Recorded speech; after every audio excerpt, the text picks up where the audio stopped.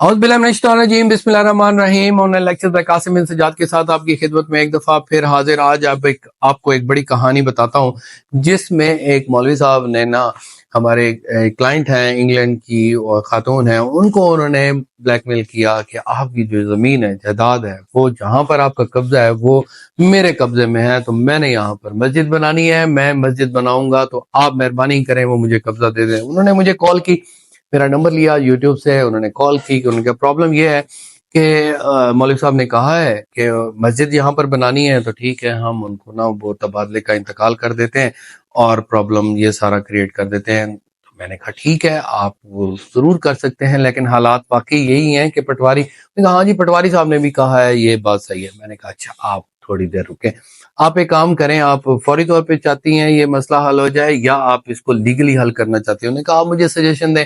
तो मैंने उनको कहा कि आप एक एप्लीकेशन निशानदही की दे दें असिस्टेंट कमिश्नर साहब को कि हमारी ज़मीन कहाँ पर है और जाकर निशानदही करें। वो जनाब एप्लीकेशन एक कागज़ का टुकड़ा था जो मैंने लिखकर उनको भेज दिया, उन्होंने अपने वालिद साहब को या भाई को भेज दिया, इसी साहब से मार्क हो गई, पटवारी साहब के पास आ गई। पटवारी साहब के होश उड़ गए, तो उन्होंने कहा कि नहीं नहीं रिपोर्ट आपके हक में आ जाएगी। मेरे साथ भी उनकी बात हुई, मैंने कहा आप रिपोर्ट कर दें, खिलाफ ही कर दें, चलें ये तो लिख दें कि ये इनकी जो मलकियत है, इनका खाता ये है और मौलवी साहब का खाता ये है, अलहदा अलहदा प्रॉपर्टी हो जाएगी, आइंदा के लिए प्रॉब्लम तो ना हो। अभी आप कह रहे हैं कि ये जमीन जो आपके कब्जे में है किसी और खाते और खेवट में है और खसरा और है, अभी आप ये बता दें फिर ये तबादला कर लेते हैं। प्रॉब्लम तो मुझे नजर आ रहा था कि जो उन्होंने खसरा वगैरह हमें भेजा था वो फ्रंट साइड पे था, तो मस्जिद की आड़ में वो कोशिश कर रहे थे कि ये प्रॉपर्टी हम इनसे ना इंतकाल करवा लें। बहाना क्या था कि आप तबादला करें, बाद में वो इंतकाल करवा कर बै करवा रहे थे, तो उसकी भी 15-16 लाख रुपया फीस भी उनके पास लगाई हुई थी कि आप जनाब ये पैसे भी भेजें। तो जब ये बात हुई तो पटवारी साहब को मैंने कहा कि आप सही तरह डिटेल्स में आ जाएं, तो ये मामला जो है ना फिर खट्टा मिट्टा हो गया।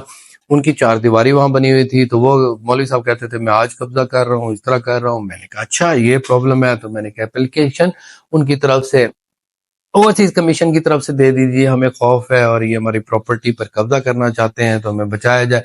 तो इस तरीके से मौलवी साहब रुक गए और आखिर में करते करते फिर जो है ना मौलवी साहब मान गए कि वाकई मेरी प्रॉपर्टी अपनी जगह थी और ये गलत थी। तो इस वजह से उनका ये मसला हल हो गया। तो इस किस्म के खास तौर पे ओवरसीज जो दोस्त हैं, आपके बारे में आम तौर पे ये समझा जाता है कि आपके पास बहुत ज़्यादा पैसे हैं, जो प्रॉपर्टी है वो यहाँ पर पाकिस्तानियों की है, वो पाकिस्तानी उस पर कब्जा कर जाए, चाहे भाई कर जाए, चाहे वालिद कर जाए, या सौतेला भाई कर दे, और अगर कोई नहीं है तो मुज़ेरा कर जाए, अगर मुज़ेरा भी नहीं है तो इलाके के सारों के हक हैं कि इस प्रॉपर्टी को खाएं पिएं और मौजें करें, क्योंकि वो वहाँ पर पाउंड डॉलर्स कमा रहे हैं। गलत है, हम आपके साथ होंगे। ओवरसीज का कोई भी प्रॉब्लम हो तो मुझे बताइएगा, इंशाल्लाह आपका हल आपके घर में होगा। और अगर जनरल बातें होंगी तो उसकी कोई फीस नहीं होगी, अगर मौके पर जाकर आपका केस लड़ना होगा तो फीस होगी और आपकी खिदमत भी होगी और आपको यकीन भी होगा कि आपकी तरफ से कोई आपका भाई जंग लड़ रहा है। Thank you very much. मजीद कोई सजेशन हो तो आपकी खिदमत में मैं इंशाल्लाह हमेशा हाजिर होगा। Take care of yourself. अल्लाह हाफिज।